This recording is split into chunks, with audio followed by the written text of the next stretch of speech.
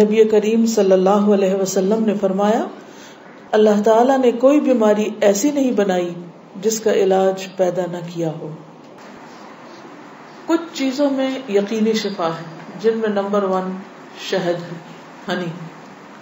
ابو سعید رضی اللہ عنہ سے روایت ہے کہ ایک آدمی نبی صلی اللہ علیہ وسلم کی خدمت میں حاضر ہوئے اور عرض کیا کہ میرا بھائی پیٹ کی تکلیف میں مبتلا ہے. آپ نے فرمایا اسے شہد پلاؤ. پھر دوسری مرتبہ وہی صحابی حاضر ہوئے. آپ نے اسے اس مرتبہ بھی شہد پلانے کے لیے کہا. وہ تیسری بار آیا اور عرض کیا کہ میں نے عمل کیا ہے لیکن شفا نہیں ہوئی. آپ نے فرمایا اللہ تعالیٰ سچا ہے اور تمہارے بھائی کا پیٹ جھوٹا ہے، اسے پھر شہد پلاؤ. چنانچہ انہوں نے پھر شہد پلایا تو اسے تندرستی ہو گئی. کیونکہ قرآن مجید میں آتا ہے نا کہ شہد کے بارے میں کہ وہ شفا ہے، فیہ شفاء للناس. کلونجی میں شفا ہے. نبی صلی اللہ علیہ وسلم نے فرمایا سیاہ دانوں میں ہر بیماری سے شفا ہے سوائے موت کے. عجوہ کھجور، رسول اللہ صلی اللہ علیہ وسلم نے فرمایا عجوہ جنت کے پھلوں میں سے اور اس میں زہر سے شفا. یعنی اگر آپ سمجھتے کہ آپ کے جسم میں آپ کو بلڈ پوائزنس ہو گیا ہے یا ویسے آپ کے اندر بہت ٹاکسنز ہو گئے ہیں تو اس صورت میں بھی آپ اس سے فائدہ اٹھا سکتے ہیں.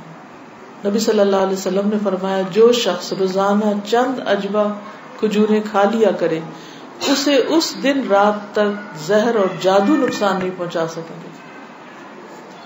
بعض جگہ 7 کھجوروں کا ذکر ہے اور بعض اس میں چند دانوں کا ذکر ہے. تو اگر افورڈ کر سکے تو ایک دانہ ہی روز کھا لیں، 3 کھا لیں، 5 کھا لیں، 7 کھا لیں. لیکن یہ ہے کہ ایسے شخص کو اگر کوئی زہر بھی دے یا اس کو کوئی جادو کی کوشش کرے تو اثر نہیں ہوگا. اسی طرح برنی کھجور کی قسم ہے. رسول اللہ صلی اللہ علیہ وسلم نے فرمایا سب سے بہترین کھجور برنی ہے، وہ بیماری کو دور کرتی ہے اور خود اس میں کوئی بیماری نہیں ہے، یعنی شفا کا ذریعہ ہے. پھر زمزم. ابو جمرہ کہتے ہیں کہ میں ابن عباس رضی اللہ عنہ سے لوگوں کے بے قابو ہجوم کو دور رکھتا تھا. ابن عباس ایک اسکالر تھے، مفسر قرآن. تو لوگ ہجوم کر دیتے تھے ان پر، لیکن کچھ عرصہ نہ جا سکا. بعد میں جب حاضر ہوا تو ابن عباس نے مجھ سے اتنے دن نہ آنے کی وجہ پوچھی. میں نے عرض کیا کہ مجھے بخار ہو گیا تھا. ابن عباس کہنے لگے کہ رسول اللہ صلی اللہ علیہ وسلم نے فرمایا بخار جہنم کی گرمی کے اثر سے ہوتا ہے، اس لیے اسے آب زمزم سے ٹھنڈا کیا کرو. یعنی بخار کے مریض کو آب زمزم پلائیں بھی، ماتھے پہ پٹیاں بھی کریں، چھڑکاؤ بھی کریں، کسی بھی طریقے سے اس کو ٹھنڈا کریں زمزم کے ساتھ. پھر پانی سے علاج. نبی صلی اللہ علیہ وسلم نے فرمایا جب کسی کو بخار ہو جائے تو 3 رات سحری کے وقت اس پر ٹھنڈا پانی بہایا جائے، یعنی صبح ارلی مارننگ. اب یہ وقت آپ نے خود مقرر کیا ہے، اس لیے اس وقت کی پابندی کرنا مسنون طریقہ ہوگا. بعض اوقات لوگ خود سے خود ایسی چیزیں اپنے لیے لازم کر لیتے ہیں، وہ ٹھیک نہیں. پھر ہے گائے کا دودھ. عبداللہ سے روایت ہے کہ رسول اللہ صلی اللہ علیہ وسلم نے فرمایا اللہ تعالیٰ نے بڑھاپے کے علاوہ ہر بیماری کا علاج نازل کیا ہے. گائے کا دودھ لازمی طور پر استعمال کیا کرو کیونکہ یہ ہر قسم کا درخت چرتی ہے. یعنی جو جانور مختلف درخت چرتے ہیں پھر ان کے دودھ کے اندر اس کا اثر آ جاتا ہے. وہ ایک طرح سے ان کے دودھ میں بہت ساری میڈیسنز خود بخود شامل ہو جاتی ہیں. حجامہ کے ذریعے علاج. ابن عباس بیان کرتے ہیں نبی صلی اللہ علیہ وسلم نے فرمایا بہترین دن جس میں تمہیں سینگی لگوانی چاہیے وہ چاند کا 17واں 19واں اور 21واں دن ہے. معراج کی رات فرشتوں کے جس گروہ کے پاس سے بھی میں گزرا اس نے یہی کہا اے محمد صلی اللہ علیہ وسلم سینگی لگوانے کا اہتمام ضرور کرنا، یعنی حجامہ ضرور کروانا. فرشتوں کی ہر جماعت نے آپ کو یہی مشورہ دیا. انس رضی اللہ عنہ کہتے ہیں کہ رسول اللہ صلی اللہ علیہ وسلم نے فرمایا جب تم میں سے کسی کا خون بھڑکنے لگے، یعنی بلڈ پریشر ہو جائے، بی پی ہائی ہو جائے، تو وہ سینگی لگوائے، کیونکہ خون کے جوش مارنے سے آدمی کی موت واقع ہو سکتی ہے. یعنی بعض اوقات بی پی کے ہائی ہونے سے انسان مر سکتا ہے. پھر کھمبی کے پانی میں شفا ہے. کھمبی جو من کی ایک قسم ہے جس کو یہ کہتے ہیں مشروم، اور اس کا پانی آنکھ کی دوا ہے. عود ہندی میں شفا ہے. ام قیس سے مروی ہے کہ میں اپنے ایک لڑکے کو لے کر حضور صلی اللہ علیہ وسلم کی خدمت میں حاضر ہوئی. میں نے اس کی ناک میں بتی ڈالی تھی، اس کا حلق دبایا تھا، چونکہ اس کو گلے کی بیماری ہو گئی تھی. آپ نے فرمایا تم اپنے بچوں کو انگلی سے حلق دبا کر کیوں تکلیف دیتی ہو؟ یہ عود ہندی لو، اس میں 7 بیماریوں کی شفا ہے. ان میں سے ایک ذات الجنب، پسلی کا ورم یعنی کہ نمونیا. اگر حلق کی بیماری ہو تو اس کو ناک میں ڈالو، اگر ذات الجنب ہو تو حلق میں ڈالو. یعنی بعض چیزیں ناک کے راستے بھی ٹپکائی جا سکتی، بعض گلے میں ڈالی جا سکتی. جنگلی بکری کے گوشت میں شفا، ہنٹنگ کا جو گوشت ہے نا. انس بن مالک سے روایت ہے کہ رسول اللہ صلی اللہ علیہ وسلم نے فرمایا ارق النساء سے شفا حاصل کرنے کے لیے جنگلی بکری کے ران کے اوپر والے کمر سے متصل حصے کو پگھلایا جائے، پھر اسے 3 حصوں میں تقسیم کیا جائے اور مریض نہار منہ 3 دن یعنی ہر روز ایک حصہ پیے. یعنی اس کو سوپ بنایا جائے، پگھلایا جیسے مراد یہ کہ اس کو بالکل اس کو ملیدہ بنا لیا جائے. کون سے حصے کو؟ ران کے اوپر کے حصے کو. تلبینہ، عائشہ رضی اللہ تعالی عنہا بیمار کے لیے اور میت کے سوگواروں کے لیے تلبینہ پکانے کا حکم دیتی تھی اور فرماتی تھی کہ میں نے رسول اللہ صلی اللہ علیہ وسلم سے سنا ہے کہ تلبینہ مریض کے دل کو سکون پہنچاتا ہے اور غم کو دور کرتا ہے. مہندی، سلمہ ام رافع جو رسول اللہ صلی اللہ علیہ وسلم کی آزاد کردہ باندی ہیں فرماتی ہیں کہ نبی صلی اللہ علیہ وسلم کو زخم ہوتا یا کانٹا چبھتا تو آپ اس جگہ مہندی لگاتے. اور آخری بات یہ کہ پرہیز علاج سے بہتر ہے. ام المنذر بنت قیس انصاریہ کہتی ہیں کہ رسول اللہ صلی اللہ علیہ وسلم میرے پاس آئے، آپ کے ساتھ علی رضی اللہ عنہ بھی تھے جو ابھی ابھی بیماری سے صحت یاب ہوئے تھے. کچھ نیم پختہ کھجوریں جو پک گئی تھی لٹکی ہوئی تھی. رسول اللہ صلی اللہ علیہ وسلم نے ان کو کھانا شروع کر دیا اور علی بھی کھانے کے لیے کھڑے ہوئے، لیکن رسول اللہ صلی اللہ علیہ وسلم نے یہ کہہ کر منع فرمانا شروع کر دیا کہ رک جاؤ کیونکہ ابھی تک بیماری کی کمزوری باقی ہے. سو وہ رک گئے. میں نے جو اور چکندر کا ایک کھانا تیار کیا اور آپ کے پاس لے کر آئی. رسول اللہ صلی اللہ علیہ وسلم نے فرمایا علی یہ کھاؤ، یہ تمہارے لیے زیادہ مفید ہے. یعنی بیمار کو کچھ چیزیں کھانی چاہیے اور کچھ نہیں کھانی چاہیے. تو اس لیے حکم کیا ہے کہ علاج کرتے رہو. اللہ نے کوئی بیماری ایسی نہیں رکھی جس کا علاج نہ رکھا ہو سوائے موت اور بڑھاپے کے. اسی طرح معالج کو دکھانا چاہیے. جابر بن عبداللہ سے روایت ہے کہ رسول اللہ صلی اللہ علیہ وسلم ایک بیمار کی تیمارداری کے لیے تشریف لے گئے اور فرمایا تم لوگ اس کے لیے کوئی طبیب کیوں نہیں بلاتے؟ انہوں نے کہا اللہ کے رسول صلی اللہ علیہ وسلم آپ بھی ہم کو ہی حکم دیں گے، یعنی آپ بھی کہتے ہیں کہ ہم طبیب کو بلائیں.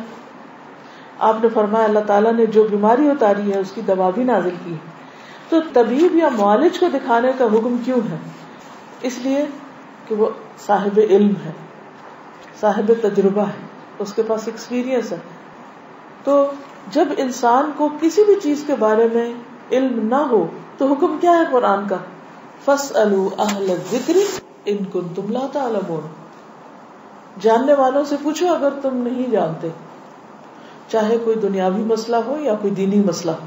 پہلا کیا ہے؟ توکل، اللہ پہ بھروسہ کہ شفا مجھے دے گا تو وہی دے گا. اور جو بھی کچھ کرے اس میں یہ نہ سمجھے کہ اس چیز کے اندر کوئی چیز ہے، وہ اللہ ہی نے ڈالی اس وقت. دوسری چیز ہے دعا کرنا، دعاؤں سے علاج. تیسری چیز صدقہ کرنا. کوئی بیماری آئے تو صدقہ کیا جائے. ہمارے عام طور پر کالے بکرے کا صدقہ کیا جاتا ہے، تو اس کے لیے ضروری نہیں آپ چاہے بکرے کا کریں، چاہے مرغی کا کریں، چاہے کسی چڑیا کا کریں، چاہے کوئی بھی صدقہ کریں، چاہے کھانے کی چیز کا کریں یا کوئی کپڑے کا یا کسی بھی شکل میں.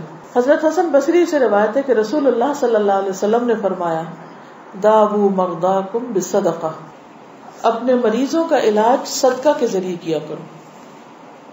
یعنی آپ کو کوئی تکلیف ہوئی فوراً جا کے صدقہ نکال دیں. تیسری چیز کتاب اللہ سے علاج، یعنی قرآن مجید شفا ہے. اور یہ کہاں سے پتہ چلتا ہے؟ خود قرآن مجید سے ہی پتہ چلتا ہے. وَنُنَزِّلُ مِنَ الْقُرْآنِ مَا هُوَ شِفَاءٌ وَرَحْمَةٌ لِّلْمُؤْمِنِينَ وَلَا يَزِيدُ الظَّالِمِينَ إِلَّا خَسَارًا. اور ہم قرآن میں جو کچھ نازل کرتے ہیں وہ مومنوں کے لیے تو شفا ہے اور رحمت ہے، مگر ظالموں کے خسارے میں ہی اضافہ کرتا ہے. تو قرآن مجید میں جو کچھ ہے وہ سارے کا سارا شفا ہے. لیکن یہ جو کسی پہ خود سے پابندی خود ساختہ لگا دینی ہے نا کہ 300 بار پڑھو یا 1000 بار پڑھو یا رات کے وقت پڑھو یا صبح کے وقت پڑھو یا عشاء کے بعد پڑھو، وہ بعض اوقات لوگوں کو بلا وجہ کی مشقت میں مبتلا کرنا ہوتا ہے. اور نبی صلی اللہ علیہ وسلم کی سنت سے اس کا کوئی ثبوت نہیں کہ آپ نے صحابہ کو کوئی خاص نمبر بتایا ہو اور یہ کہا ہو کہ یہ اس وقت میں بیٹھ کے پڑھو یا اندھیرا کر کے پڑھو یا پانی کے کنارے پہ جا کے بیٹھ کے پڑھو. یہ پھر خود ساختہ پابندیاں ہو جاتی ہیں اور لوگ بھی ڈرنے لگتے ہیں کہ اگر یہ 41 دن نہ پڑی یہ چیز تو کام نہیں ہونے کا. نہیں، اللہ تعالیٰ تو ایک دفعہ سے بھی سنتے ہیں. لا الہ الا انت سبحانک انی کنت من الظالمین. اصل چیز ہے کہ اخلاص اور شوق کے ساتھ انسان پڑھے. صرف اس کو ایک رٹو طوطے کی طرح رٹتے رہتے ہیں، پڑھتے رہتے ہیں، نہ کوئی یقین ہوتا ہے، نہ کوئی روح ہوتی ہے اور نہ ہی کوئی سمجھ ہوتی ہے کہ کیا پڑھ رہے ہیں. تو یہ ٹھیک نہیں. اسی طرح غیر شرعی علاج سے بھی پرہیز کرنا چاہیے.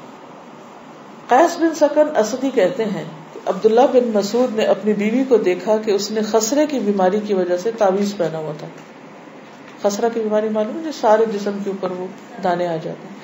آپ نے اسے سختی سے کاٹا اور کہا کہ عبداللہ کی آل شرک سے بیزار ہے. ہم نے رسول اللہ صلی اللہ علیہ وسلم سے یہ بات بھی یاد کی ہے کہ بلا شبہ جھاڑ پھونک، تعویذ اور محبت کا جادو شرک ہے. یعنی کسی کو مسخر کرنے کے لیے جادو کرنا، کوئی ایسے ٹوٹکے کرنا، وہ بھی شرک میں آتا ہے. یعنی بعض خواتین ہوتی ہیں نا، وہ اپنے شوہر کا دل جیتنے کے لیے بابوں کے پاس چلی جاتی ہیں، وہاں سے کچھ عملیات کرواتی ہیں، تو یہ شرک میں آ جاتا ہے. اسی طرح کوئی چیز باندھ کے اسے گلے میں لٹکا لینا، یہ بھی درست نہیں. اس کو پڑھنا چاہیے. اور شرک یا دم جو ہے یہ سب کچھ پھر شرک میں شامل ہو جاتا ہے. اسی طرح حرام ادویات بھی منع ہے. نبی صلی اللہ علیہ وسلم نے حرام ادویات کے استعمال سے منع فرمایا ہے. ابو ہریرہ سے روایت ہے، سنن نبی داؤد. آپ نے فرمایا جس نے حرام چیز کے ساتھ علاج کیا اللہ تعالیٰ اس کے لیے اس میں شفا نہیں رکھے گا. یعنی حرام شفا نہیں دیتا، وہ مزید کسی بیماری کو بڑھانے کا ذریعہ بن جاتا ہے. آج کل آپ دیکھیں کہ کتنا زیادہ سائیڈ ایفیکٹس کے بارے میں آپ سنتے ہیں. تو بعض اوقات ایسی دوائیاں جو ایک مرض کو بظاہر کیور کرتی ہیں، وہ اپنے ٹاکسنز اور جگہوں پر اتنے زیادہ پیدا کر دیتی ہیں کہ جس سے ایک مرض جاتا ہے تو ایک اور نکل آتا ہے، جو مکمل شفا نہیں ہوتی. الکوہل سے علاج کرنا منع ہے. بعض لوگ کھانسی وانسی میں وہ دیتے ہیں نا برانڈی، اور کہتے ہیں بس ایک چمچہ بچے کو پلا دو تو ٹھیک ہو جائے گا. چاہے اس سے وہ ٹھیک ہو بظاہر، لیکن وہ مزید مرض پیدا کرنے والی، وہ شفا کا ذریعہ نہیں بلکہ بیماری.